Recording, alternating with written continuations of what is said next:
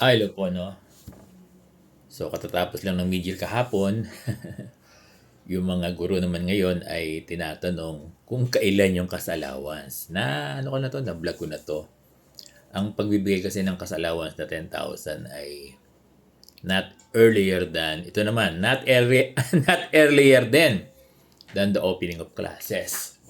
So, kung opening of classes ay June 8, may bibigay na yung kas-allowance na 10,000. So, pagpasok nyo ng June 8, meron na kayong start na ng pagbibigay onwards. Ganon. Alam ko yung cash allowance, nabibigay din ng maaga yan. Oo, kasabay din ng sahod to my understanding. Kaya, hindi po pwedeng madelay yan, no? Meron ba niyan Sir Bong? Wala. Kayo lang.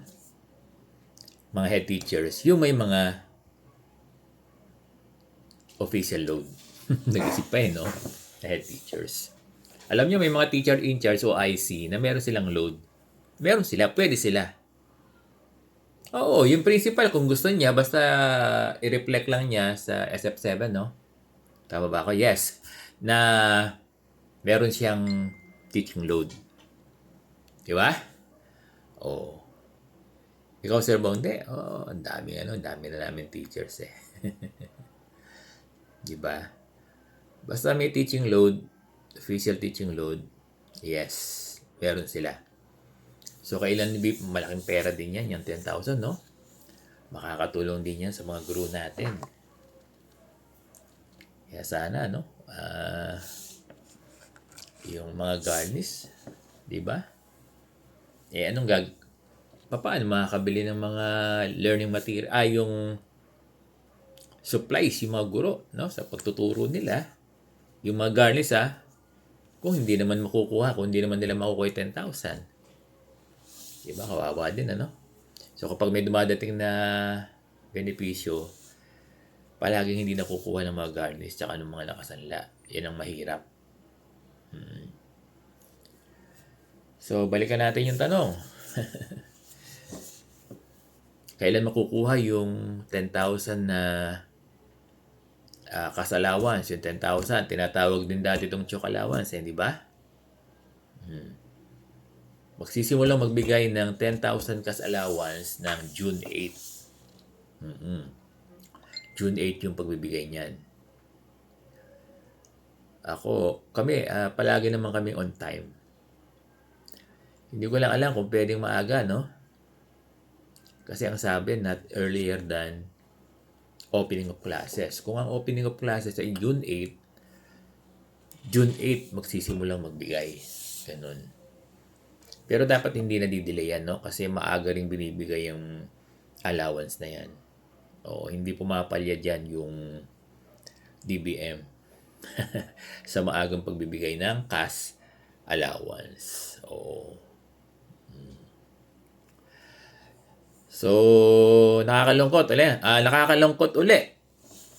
Kasi, malulungkot na naman yung mga garnish kasi yung 10,000 nila ay hindi nila makukuha. Kasi garnish sila. At yung mga nakasanla din, yun. Kaya lang may mga guro, no? Itong panigurado ko, no? Di ba may memes tawag doon? May guro na nagulat siya. Akala, tuwang-tuwa siya, may mid-year na. Bigla niyang na-realize, naisip, nakasanla na pala sa co-op. Baka ito ring di ba, ito ring cash allowance nyo, na? Bagay, okay lang kung nasanla nyo na. At least nagamit yun na ng ahead of time. Di ba? Okay lang yun kung nasanla nyo na. Pero yung mga hindi pa nasanla, buong 10,000 yung makukuha nyo starting June 8. Kami talagang kami on time kami sa Caloocan High School. Pag sinabi yung June 8, June 8. So, abangan nyo na lang, dear teachers, no? Abangan nyo yung 10,000 na cash allowance. Paulit-ulit ako, no? So, naririnig na naman ng mga asawa nyo. Naririnig na naman ng mga partner nyo, no? Hmm. Pero dapat hindi marinig ng mga pinagkakautangan nyo. Diba? Baka nagagalit na kayo sa akin. Oo nga, no? Yun naman ang disadvantage. Kapag nag-a-announce tayo, baka ay, oo nga, no? Baka mamaya mga utang sa inyo, nakasubscribe din sa akin. Iba, inaabangan kung posible. No? Oo, meron nga pala. Kaya lang teacher naman ang nag-aabang sa akin kasi marami daw siyang pautang sa mga teachers. Teacher din siya. Kaya inaabangan niya kapag may mga vlog ako tungkol sa sa pagkakapirahan ng guro. Ayun. Baka merong din mga mga lending nanonood sa akin o kaya yung mga taong nagbibigay ng pautang na hindi teachers, no? Inaabangan din. Sabay ganun no? Hindi naman siguro. Oo. Ito namang vlog natin tungkol dito sa pagkakapirahan ay ano naman to? Para sa lahat, di ba? So, gano'n na lang, no? Yung nagtanong, balik uli ako sa nagtanong. Kailan matatanggap yung cash allowance na 10,000? Ito ay matatanggap ng... hindi ako nanduduro. Not earlier than opening of classes. So, starting June 8, matatanggap na yung cash allowance, no? May nagsabi sa akin, Sir Bong, yung pong mga followers mo sa Facebook, hindi nanonood sa YouTube mo. Okay lang. Pero dapat pilitin manood. Kasi pag sa YouTube, no, kailanganin mo ng malakas na na data no, okay, na Wi-Fi. Tsaka dapat meron kang data, no.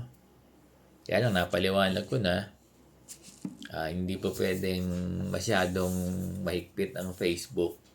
Hindi pwedeng mahaba, 'di ba? Napansin ko 'yan eh. Hindi ka pa pwedeng magsalita ng mga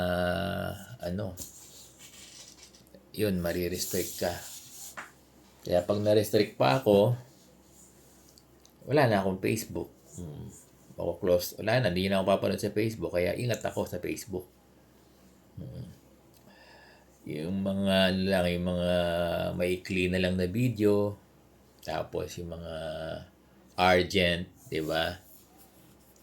Oo. Yun. Ang sa FB, ang video ko. Pero madalas, yung mahaba, dito yan sa YouTube. Sana patronize rin ako or mag-subscribe kayo or panuorin nyo rin ako sa YouTube, no? Para masaya. Maraming salamat sa inyo lahat.